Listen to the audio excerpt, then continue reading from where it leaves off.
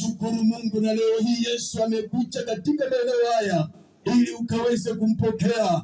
Na ninajua ya kwamba hakuna siku huenda unasikia sauti hii nyingine, maana ni ya kipekee, na kukaribisha wakati wa Cheptuya kwamba Yesu anawapenda, na ndiposa neno la Mungu likaniambia ya kwamba kwa ulimwengu huu jinsi ambavyo Mungu aliupenda na akamtoa mwanawe wa kipekee, ili yeyote amwamini asipotee bali awe na uzima wa milele. Na Mungu alikupenda wewe, akanipenda pamoja nami, na akapenda ulimwengu mzima na wote ambao Mungu aliwaumba kwa mfano wake. Kwa hivyo wewe unahesabika kwa mtu wa maana katika nyumba ya Bwana. Tumeleta hapa ili Yesu akaweze kusikika, wapendwa, ili mkaweze kuhisi ya kwamba uwepo wa Bwana uko katika maeneo haya. Na jinsi ambavyo tunakanyaka mahali hapa, ndio ombi letu ya kwamba anga ya Cheptuya inapata kufunguliwa, ya kwamba anga ya maeneo haya yanapata kubarikiwa. Kwa hivyo kwa unyenyekevu, popote mlipo,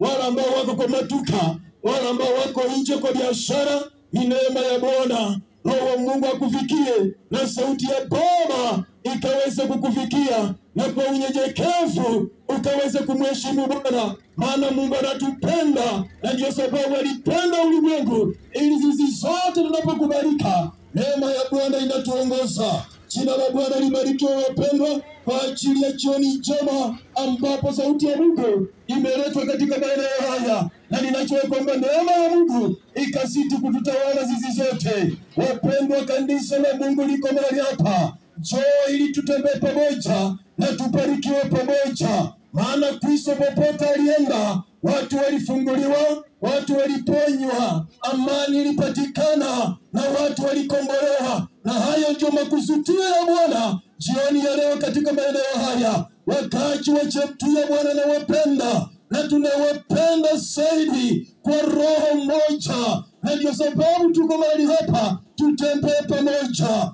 Bwana akawainue, na Bwana akawabariki, na Bwana akawajalie, na hata maisha yenu yasipaki jinsi yalivyo, kwa ajili ya kupokea injili ya sauti ya leo, jioni ya leo. Bwana wainue, na Bwana akawabariki. Nimesimama mahali hapa kwa ajili ya kunena hakika neno la Bwana, na kwa sababu ya neno la Bwana, na ndiposa wewe unaishi pamoja tena mimi ninaishi. Ninashukuru Baba wa mbinguni kwa ajili ya roho wa Bwana, kwa ajili ya neema yake, kwa ajili ya nguvu zake, kwa ajili ya afya, kwa ajili ya pumzi. Ninatembea si kwa nguvu za wanadamu, si kwa nguvu zako, ni kwa kibali na neema ya Mungu ambaye ametupa kwa maisha yetu na hata kwa maisha yako. Yawezekana ukauza leo na kesho ukose kuuza, lakini haimaanishi Mungu amekukataa. Bwana angalia na kupenda. Na hata leo hii, hata ukinipa masikio yako kwa dakika chache,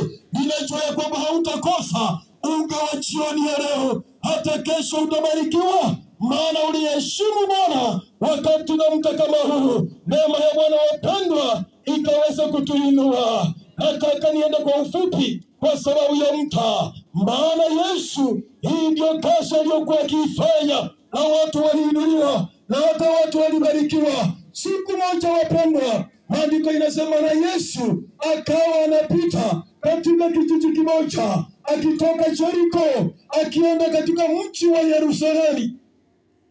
Hivyo ndivyo maandiko inaniambia. Na alipotoka Jeriko anaenda katika kijiji ama katika mji wa Yerusalemu, usiku alikuwa anaomba katika mlima wa Olive, na asubuhi na mapema anaingia katika kanisa na anakaa katika uombezi tena. Na watu walikuwa wanamfuata asubuhi na mapema. Eti watu wanaingia kanisani kwa ajili ya kusikiza mafunzo na hata mahubiri. Biblia inasema kwamba usiku anakaa katika mlima wa Olive akiendelea na maombi, na asubuhi na mapema anaingia katika hekaluni. Na ndani ya hekaluni watu walikuwa wanamfuata. Umati wa watu ulikuwa unamfuata, ukikaa pamoja naye ili waendelee kumsikiza na kubarikiwa na ujumbe na mafunzo ambaye Yesu Kristo alikuwa anawapelekea. Eti asubuhi na mapema wakaaji wa Yerusalemu walikuwa wanaingia kanisani, wakikaa wakisikiza sauti ya Baba ambaye ni Yesu. leo, wakaaji wa Cheptuya mnisikiza vizuri, ya kwamba Yesu ameletwa katika maeneo haya, na asubuhi na mapema upako mpao uliangukia wapendwa wa Yerusalemu. Tunawaachilia katika ardhi ya Cheptuya, ya kwamba kila mmoja popote alipo uwe na kiu na shauku na tamaa ya kuingia katika nyumba ya Bwana kwa ajili ya kupokea Injili popote ulipo. Sitaki nijue unaenda wapi, lakini pale popote ambapo unatamani ya kwamba neema ya Mungu iwe juu yako, ya kwamba asubuhi na mapema, kila wakati ambapo inaonekana kwamba ni siku ya Sabato, basi ingia katika nyumba ya Baba, enda pale na ushiriki, sikia neno la Bwana, wacha wahubiri wakuelekeze na ukapate kubarikiwa wapendwa. Maana Yerusalemu, maandiko inasema ya kwamba Yesu aliingia katika nyumba ya Baba, hakika watu wengi walikuwa wanamfuata. Hiyo neema ikashuka Cheptuya, hicho kibali kitawale maeneo haya, na kwamba watu wawe na mapenzi wa kuingia katika nyumba ya Baba na kukaa mbele ya uwepo wa Bwana, maana hivyo ndivyo Mungu anatamani. Wakaaji wa Cheptuya, Mungu anawapenda, ya kwamba hiyo neema iliyoshuka Yerusalemu, ninatamani ya kwamba ikashuka katika maeneo haya, na ikatawale jamii yako, na ikatawale maisha yako, na ikatawale kila sehemu ya maisha yako, ili uwe mwepesi wa kuingia katika nyumba ya Baba. Popote ambapo Roho wa Mungu atakuelekeza, neema ya Mungu ikaweze kwenda marata pamoja nawe, na kama siku moja utahisi Roho wa Mungu anakuelekeza, basi hautakosa mahali pa kwenda ili ukae katika mikono ya Bwana. Andiko ikasema ya kwamba Yesu Kristo alipoingia katika mji wa Yerusalemu, na akatuma wanafunzi wawili wakaenda katika kijiji, na akawaambia, mtakapoona mwanapunda amefungwa. Maandiko inasema hivi, mtakapoona mwanapunda. Na ninashukuru Baba majeshi kwa sababu tukiwa mahali hapa, ninasema ya kwamba Mungu amekuona. Hata yule ambaye amejificha Mungu amemuona. Hata yuko mahali hapa, nasema Mungu amekuona. Haijalishi uko katika hali gani. Yawezekana ukachisi ya kwamba hakuna mtu anayekaribia maisha yako, hakuna mtu ambaye anakutamani, hakuna mtu ambaye angalau anakushughulikia. Nataka niseme Cheptuya Mungu anaipenda, na Mungu ameiona, na hata nasi kabla tukuje mahali hapa Mungu aliiona, na anakuona wewe mama, anakuona wewe mzee, anakuona wewe kijana, jinsi ulivyo hali unaipitia. Usije ukajuta, maana Mungu anasema utakapoingia katika kicho kijiji, mtakapomwona mwanapunda. Tuko mahali hapo wapendwa, kwamba Mungu amekuona. Ichapo unaweza kuhisi kwamba hakuna mtu ambaye anakuona, lakini jioni ya leo wana Cheptuya tunasema Mungu amekuona. Katika hali yako nzito Mungu amekuona. Katika hali ya kuomboleza Mungu amekuona. Katika hali ya kuhuzunika Bwana wa majeshi amekuona. Katika hali ya kutetemeka kuwa na hofu Baba wa mbinguni amekuona. Cheptuya Mungu amekuona. Haijalishi umekaa katika hali ambayo inasororesha, lakini Baba wa majeshi amewaona. Maana Yesu akawatuma wanafunzi, akasema enendeni kijijini, na mtakapomwona mwanapunda. Ninasimama hapa nikisema Yesu amekuona. Yesu amekuona. Isilie upendwa, unayeuza au hujauza, unarudi nyumbani unalalamika. Yesu amekuona wapendwa. Na kama Yesu amekuona atasimama pamoja nawe, hata kuinua mpendwa. Hautalia upite kiasi, maana Mungu amekuona. Na Yesu akaambia wale wanafunzi ya kwamba huyo punda ambaye mtamuona atakuwa amefungwa. Bwana Yesu asifiwe. Bwana asifiwe wapendwa. Wakaaji wa Cheptuya nisikiza vizuri. Na katika kijiji alikuwa amefungwa. Ninasimama hapa nikisema, wakaaji wa maeneo haya huenda mkawa mfungwa. Sijui umefungwa kiwango gani. Mateso unayoyapitia, maisha unayoyapitia, yawezekana unayaona yako ya kawaida, lakini shetani amekufunga. Shetani amekunasa bahari. Ulevi ukiwa umekidhi mizizi yake, maisha magumu yakiwa yanatupeleka mbio. Hakika jioni ya leo umefungwa katika hali hiyo, lakini Mungu anasema kitu kimoja, ya kwamba mwanapunda atakayekuwa amefungwa na akafunguliwe katika vifungo vyako siku ya leo. Jioni ya leo tunatangaza kufunguliwa na tunatangaza kuachiliwa, maana yule punda aliyekuwa amefungwa, maandiko yanasema mtakapomuona na akapata kufunguliwa. Ninatangaza kuinuliwa na kufunguliwa. Si watu wa Cheptuya waachiliwe huru. Madhabahu yaliyoenea mahali hapa yafunga na kunasa wakaaji wa maeneo haya, ati wanafunguliwa, wanaachiliwa. Uchawi unaangushwa, hali ngumu inaachiliwa. Wapendwa, maipepo na madhabahu ya giza atapotosha na watu wanaachiliwa huru. Maisha ambayo mnayapitia, ninajua kwamba mimi niko na yangu, hali ambayo mimi mwenyewe ninachelewa, lakini jodo leo hali hiyo unayopitia, angalau unahisi kwamba umefungwa, leo hii unafunguliwa na unaachiliwa huru, maana maisha yako yatabaki jinsi yalivyokuwa. Na hivyo ndivyo maandiko yanasema kwamba mwana punda aliyekuwa amefungwa na basi akafunguliwe. Na kanisa la Yesu jinsi ambavyo amekanyaga mahali hapa, watu wa Bwana wanafunguliwa, watu wa Mungu wanaachiliwa huru, watu wa Mungu wanakombolewa. Ni kwa sababu ya magonjwa unayopitia ati tumeishi mahali hapa. Kuna maendeleo huenda ni sisi na ukanga uliofanywa mahali hapa na miinuko iliyoinuliwa maeneo haya.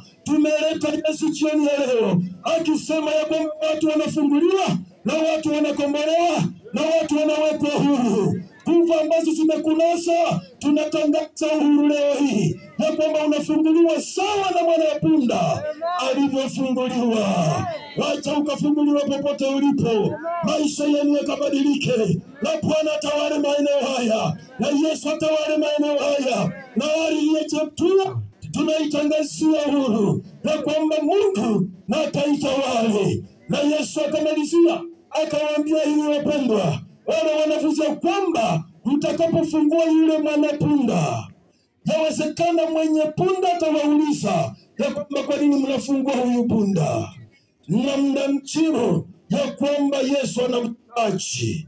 Hilo ndio ilikuwa jawabu, wapendwa. Nimekuja hapa kusema Yesu anakuhitaji. Ninasimama hapa nikisema Yesu anakuhitaji. Ninatangaza nikisema Cheptuya Yesu anawahitaji. Huenda imechukua miaka yoyote hamtasikia sauti, lakini narudia nikisema Yesu anawahitaji. Yawezekana ukasahau yale yote mengi ambayo nimeongea, lakini usisahau hili ya kwamba Yesu anakuhitaji. Anahitaji familia yako, anahitaji kazi yako, anahitaji maisha yako. Yesu akamwambia mtakapofungua mwanapunda, mwenyewe atakapowauliza kwa nini mnafungua huyu punda, jawabu ni kwamba Yesu alimuhitaji. Bwana anahitaji huyu punda. Na hiyo basi tunasema Yesu anawahitaji wakati wa maeneo haya, ya kwamba mnarekebishwa, ya kwamba mnasongeshwa pamoja na yama karibu na yeye, ili yeye akasalie kwa mtawala wa maisha yenu. Bwana anawapenda wapendwa, anawahitaji. Na kwa sauti hii ninasema njoo mkaribie Yesu, maana Yesu anaokoa, Yesu anakomboa, Yesu anasamehe, Yesu anatutawala. Kwa hivyo Yesu anawaambia, waambie ya kwamba Mungu anahitaji mwanapunda. Ninashukuru Baba wa majeshi, umesikia sauti ya Baba ikinena miaka yote. Hakuna siku umeweza kuitikia hiyo sauti. Jioni ya leo ninasema njoo, maana Yesu anakuhitaji. Umeishi katika bila potea, nasema njoo kwa Yesu, maana Yesu anakuhitaji. Baada ya kukombolewa, baada ya kuonana na Yesu, amekuona na Yesu, na hata baada ya kufunguliwa, anasema njoo kwa Yesu. Na utakapomkaribia wakati wa Cheptuya, maandiko inasema ya kwamba Mungu atakutawala na Baba wa mbinguni atakubariki. Maandiko inasema ya kwamba hakika punda poletwa mbele ya Yesu, vitambaa vikatandikwa, punda katembea juu yake, na Yesu akawa amepanda juu ya punda. Hiyo ni ishara ya heshima. Najua ya kwamba kila wakati tunaweza kuheshimu watawala wa ulimwengu, tunaweza kuheshimu viongozi wa ulimwengu, lakini neno hatuwezi tukaliheshimu. Injili hatuwezi tukaliheshimu. Kanisa la Bwana hakuna heshima, lakini watu wa taifa, viongozi wa ulimwengu, yawezekana tukawaheshimu. Jioni ya leo tunasema heshimu Bwana, heshimu neno la Mungu, ndio wote tutabarikiwa. Bwana Yesu asifiwe. Amen. Bwana Yesu asifiwe. Wakati wa Cheptuye Bwana anawapenda. Kwamba Mungu akaweze kuwainua. Na kwa heshima tuendelee kumsifu Bwana. Na tuendelee kukaa katika nyumba ya Bwana. Na Baba wa majeshi hata wasahau. Atasiti kubariki maisha yenu. Na atabariki ardhi yenu. Atabariki kazi ya mikono yenu. Ni kwa sababu ya kumheshimu Bwana. Sawa na punda alivyotembea juu ya maleso ya vitambaa, kwa ishara ya chuma Yesu akiwa amepanda juu yake. Na hivyo Bwana akawabariki, na Bwana akawaponye, na Bwana akaponya ardhi hii. Na sauti ya Bwana ikaendelea kusikika ndani ya maisha yenu, ndani ya nyumba zenu, ndani ya familia zenu, ndani ya biashara zenu, na ardhi yote na ikapaki kubarikiwa. Na Mungu akakufuatilie, na sauti ikaweza kuandamana pamoja naye popote utakapoenda, ili usije ukamsahau Bwana, maana pasipo yeye sisi hatutaishi. Popote tulipo tusimame kwa miguu zetu. Nataka tushukuru Mungu kwa heshima.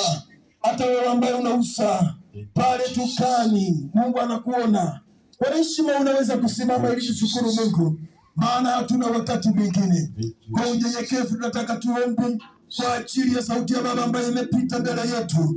Kumbuka ya kwamba Yesu akatuma wanafunzi kijijini wakamfungue mwanapunda ambaye alikuwa amefungwa. Na leo hii watu wanafunguliwa na watu wanakombolewa maeneo haya.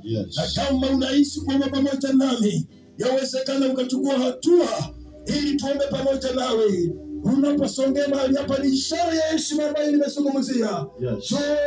Mungu akuwasaidie na kuombe pamoja nawe. Unahitaji msaada wa maombi, nataka tudalilishe kwa unyenyekevu kwa heshima ya Bwana, ili tukaweze kuomba pamoja. Worship us if you are there, you can even lead us so that we pray together.